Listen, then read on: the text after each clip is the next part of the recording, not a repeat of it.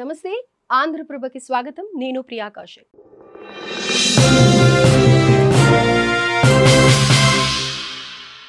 Nellore ZP సమావేశ మందిరంలో జిల్లా పరిషత్ సాధారణ సర్వసభ్య సమావేశం జరిగింది.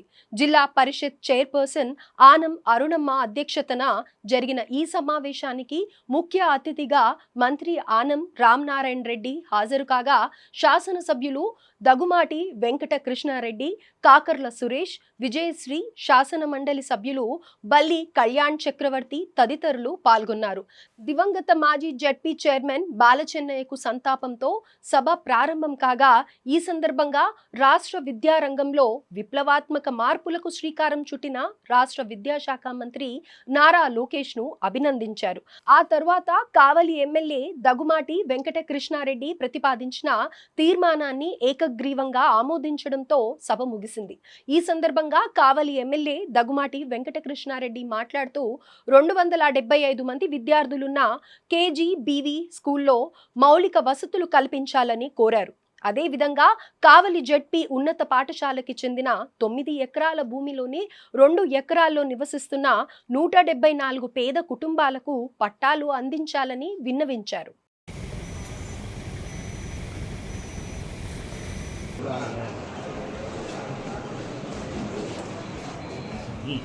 సాధారణంగా సభకు అధ్యక్షుడు సభకు రావాల్సిందిగా కోరుతున్నాం.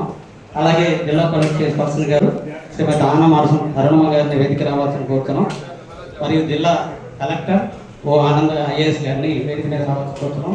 అలాగే గూడూరు కలెక్టర్ గారు కుటుంబంలో జన్మించి బాలచెన్నయ్య గారు 1983-85 కాలంలో నెల్లూరు జిల్లా ప్రజా పరిషత్ అధ్యక్షులుగా శాంతి చేకూరాలని వారి వృత్తికి సంతాపం సూచకంగా ఈ సభ 2 నిమిషాల పాటు మౌనం వహించింది.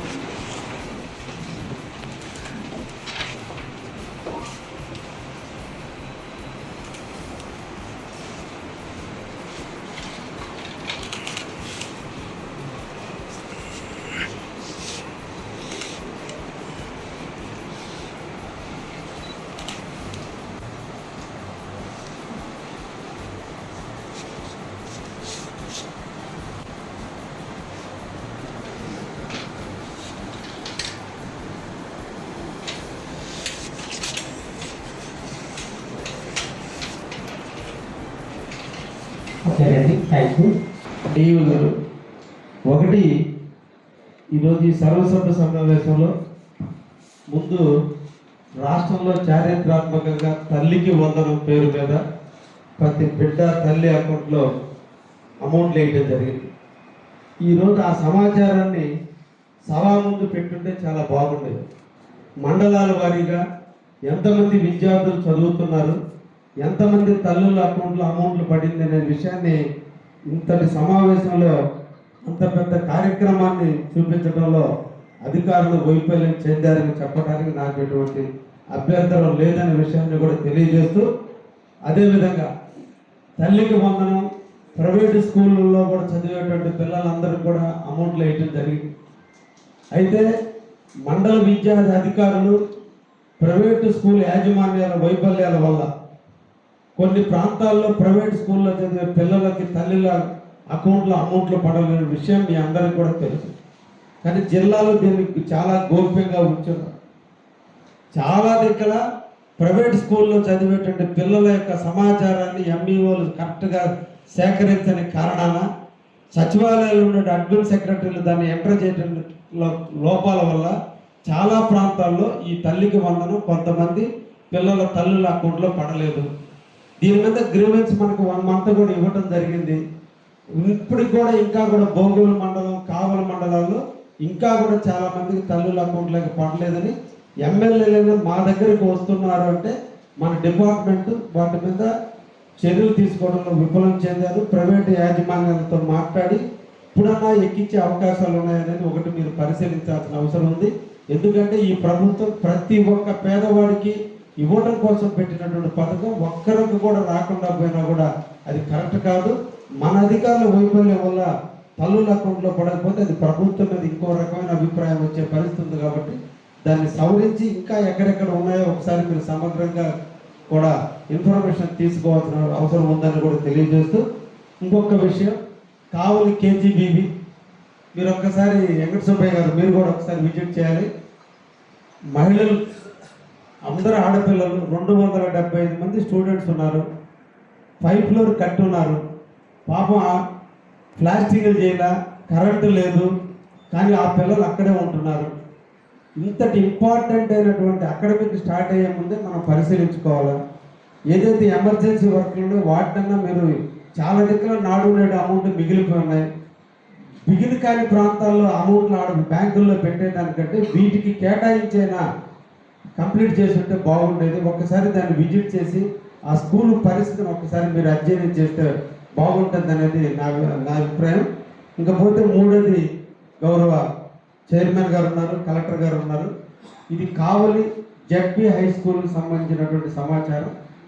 కావలి జడ్పీ హై స్కూల్కి 9 ఎకరాల ప్రభుత్వ భూమిని ఎప్పుడో 1932 ప్రాంతంలో ఆట స్థలానికి కేటాయించడం జరిగింది.